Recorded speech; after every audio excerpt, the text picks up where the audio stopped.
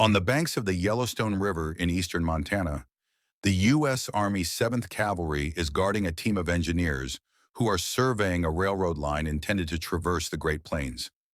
Leading this expedition is Lieutenant Colonel George Armstrong Custer, accompanied by his reliable scout, Bloody Knife. Upon entering Lakota Territory, Custer quickly realizes that he is confronting an adversary unlike any he has faced before. In the 9 years since his initial significant defeat against the United States Army at Kildare Mountain, Sitting Bull has acquired the knowledge necessary to combat the Americans effectively. Over the ensuing weeks, he and his warriors persistently harass Custer's troops. The Lakota warriors meticulously select the timing of their engagements with the Americans. They seek to ensure they have a numerical advantage. They aim to secure the high ground. Additionally, having the element of surprise is highly beneficial. At the forefront of the battles are Sitting Bull's most trusted lieutenants, Gall and Crow King, alongside the renowned Oglala warrior, Crazy Horse. Regroup, regroup. After several weeks of conflict, the Yellowstone expedition concludes. For Custer, who aspired to repel the Lakota and achieve personal acclaim, the mission ultimately results in failure. Sitting Bull indeed outmaneuvered Custer. He mounted such formidable resistance against the Northern Pacific surveyors that they were unable to construct the railroad line during the 1870s. The repercussions of Sitting Bull's opposition to the railroads extend far beyond the immediate region. When the railroad defaults to the west, the bank that financed it collapses, triggering a financial panic throughout Wall Street. There is no stock in existence that is more oversold and speculative than railroad stocks.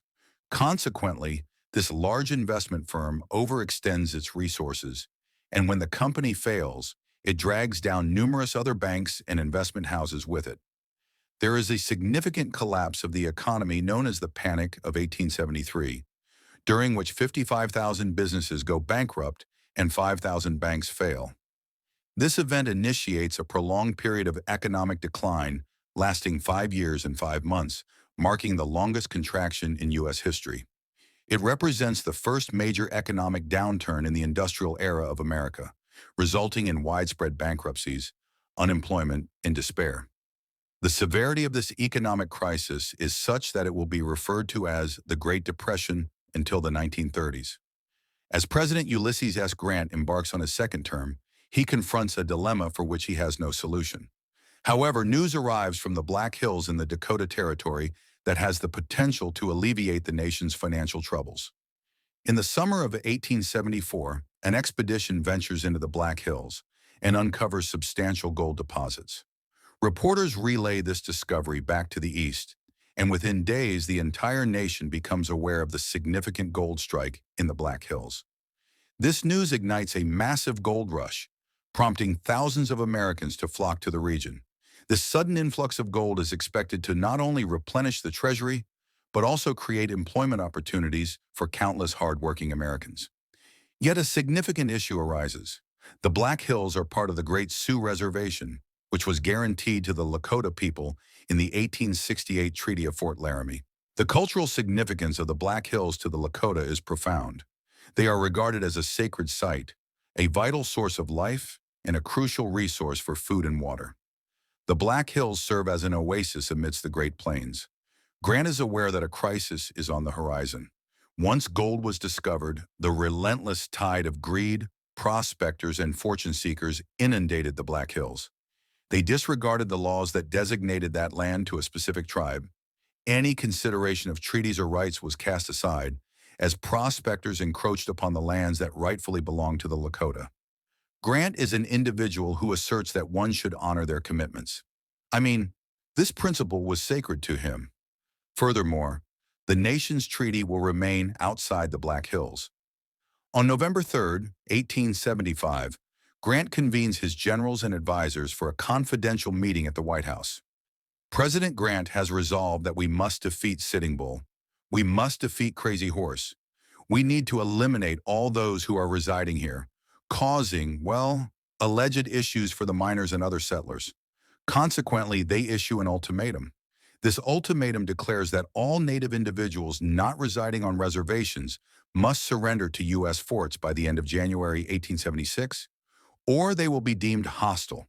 Should Sitting Bull decline to surrender to the reservation, he will render every one of his people a target for the U.S. Army.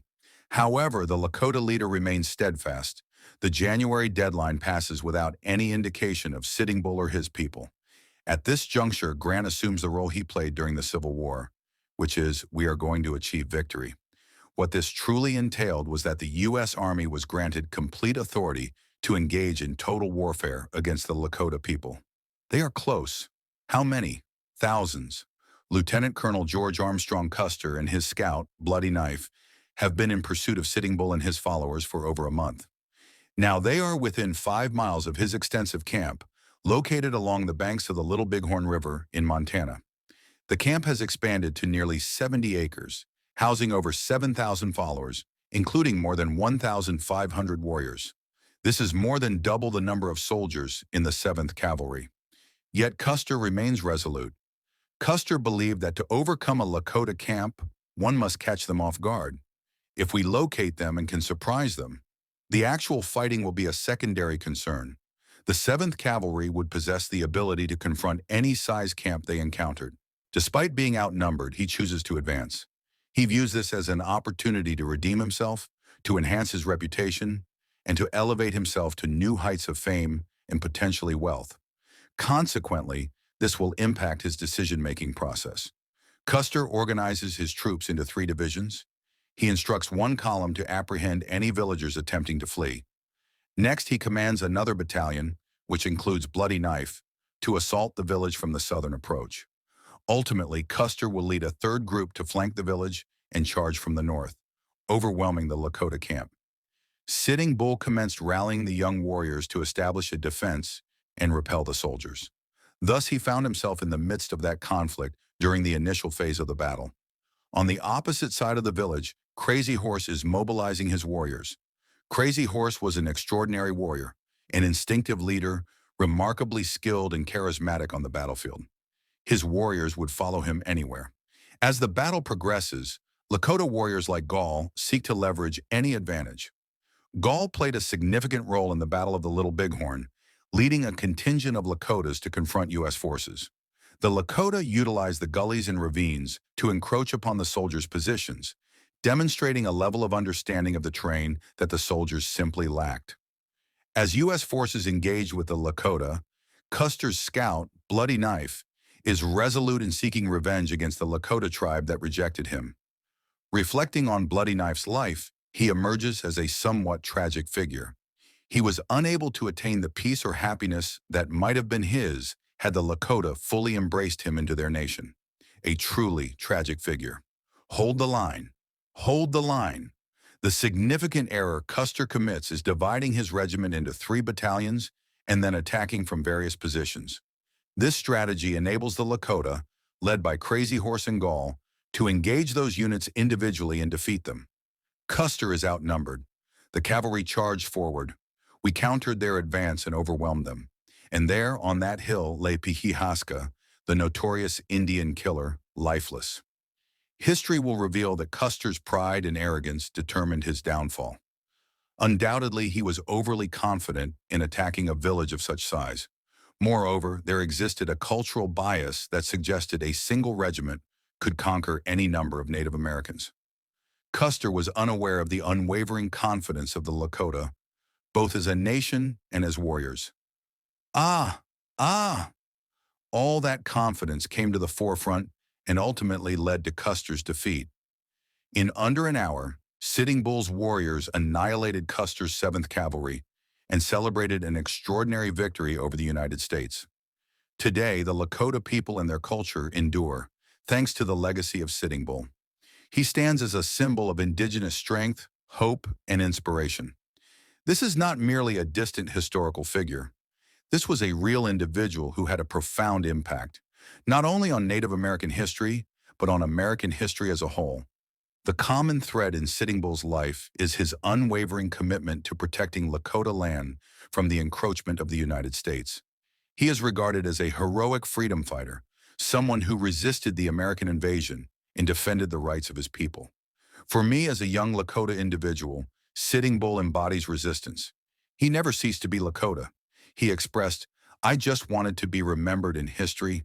I was the last lawyer to relinquish his weapon. Ah, ah, ah! Sitting Bull serves as an inspiration to continue fighting for one's beliefs.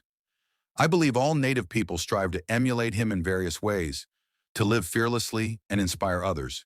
He exemplified all the virtues of a warrior as well as those of a leader. He was undoubtedly a man who stood above the rest. Thank you for watching.